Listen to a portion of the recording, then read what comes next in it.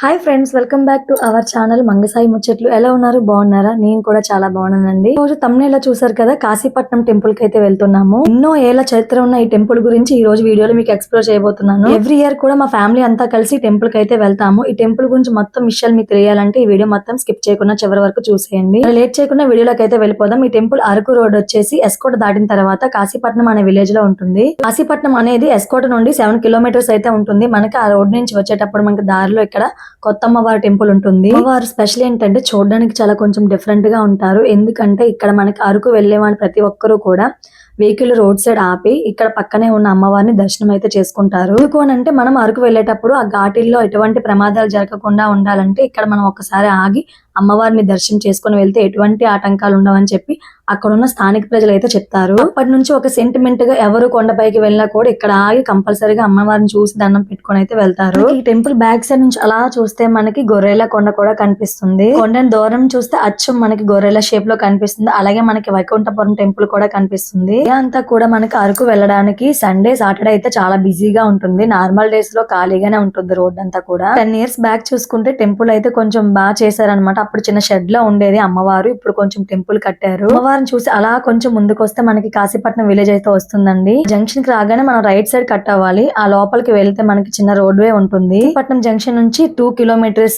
Road వే గుండా వెళ్తే మనకి ఇక్కడ కాశీపట్నం టెంపుల్ అయితే వస్తుంది, శివాలయము. టెంపుల్ దగ్గరికి అయితే వచ్చేసాం అనమాట. ఇదంతా కూడా టెంపుల్ అండి. చూడడానికి చాలా పీస్ఫుల్ గా ఉంటుంది చుట్టూ అడవుల మధ్య. కార్తీక మాసంలో కాకుండా మీరు ఎప్పుడు వెళ్ళినా కూడా టెంపుల్ అయితే చాలా ఖాళీగా ఉంటుంది, ఎవ్వరు ఉండరు.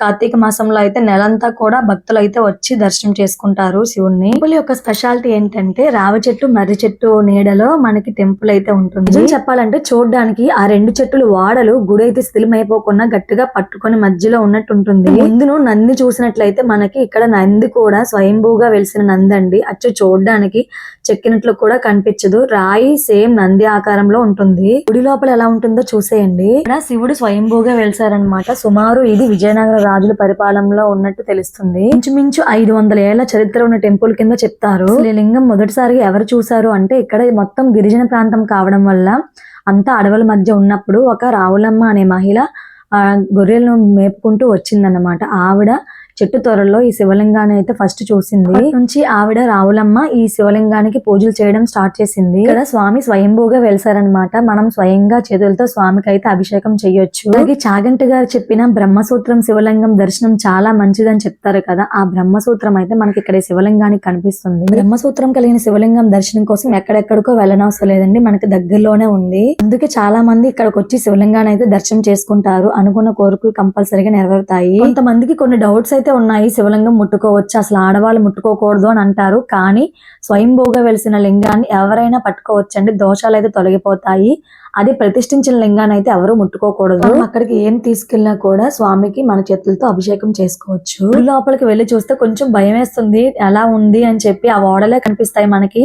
ఈ చెట్టుకి 100 ఏళ్ల చరిత్ర అయితే ఉంది. గుడి ఎప్పుడో శిథిలావస్థకు వచ్చేసింది, కానీ ఆ మర్రి చెట్టు రావి చెట్టు ఓడల వల్ల అల్లుకొని ఉండడం వల్ల టెంపుల్ అయితే అలాగే ఉందండి.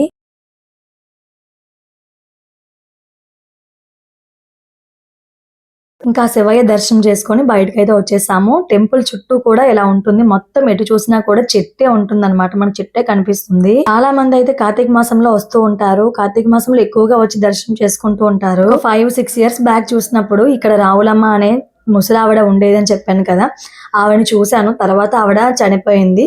ఆవిడ చనిపోయిన తర్వాత వాళ్ళ వంశస్థులు ఉంటారు కదా, వాళ్ళైతే టెంపుల్ మెయింటైన్ చేస్తున్నారు. మనకి ఎంట్రీ టికెట్ వచ్చేసి 10 rupees చార్జ్ చేస్తారు.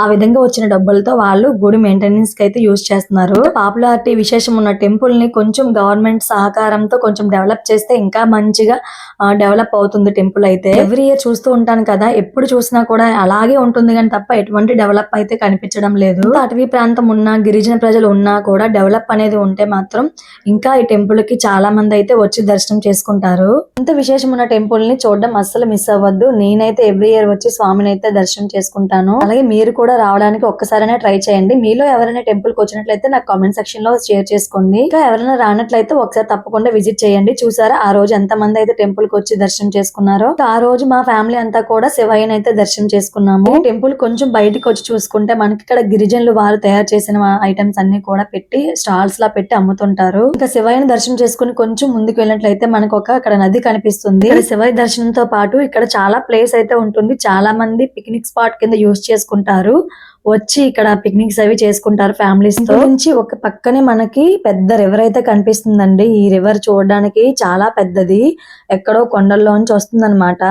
ఈ రివర్ నేమ్ వచ్చేసి గోస్తాని రివర్ అన్నమాట. ఈ రివర్ లో చాలా మంది వచ్చి స్నానాలు చేస్తున్న వాళ్ళు చేస్తూ ఉంటారు. లేదు అన్న వాళ్ళు కొంచెం నీళ్లు చల్లుకొని అక్కడ కొంచెం దీపాలు పెట్టి, నదిలో దీపాలు వదిలిన వాళ్ళు దీపాలు వదులుకొని, అలాగే చాలా మంది మంచిగా స్నానాలు అవి చేసి ఎంజాయ్ చేస్తారు. వర్షాలు పడే టైంలో చాలా డేంజరస్ అన్నమాట. చాలా పెద్దది వస్తుంది, ఇటు నుంచి అటు కూడా వెళ్ళలేము. కార్తీక మాసంలో ఎక్కువ మంది లేడీస్ అయితే ఇక్కడ స్నానం కోసమే వస్తారండి. గోస్తాని రివర్ అంతా బాగుంటుంది. కార్తీక మాసంలో చేసే నది స్నానం చాలా మంచి పుణ్యం కదా. మేము అలా వచ్చి కాసేపు నదిలో కొంచెం నీళ్లు చల్లుకొని అక్కడ కాసేపు స్పెండ్ చేసి ఇంకా రిటర్న్ అయిపోయాము. ఫ్రెండ్స్, ఈ టెంపుల్ వ్లాగ్ ఇక్కడతో ఎంజాయ్ చేస్తున్నాను. వీడియో ఎలా ఉంది, నచ్చిందా? నచ్చినట్లయితే తప్పకుండా లైక్ చేయండి, షేర్ చేయండి.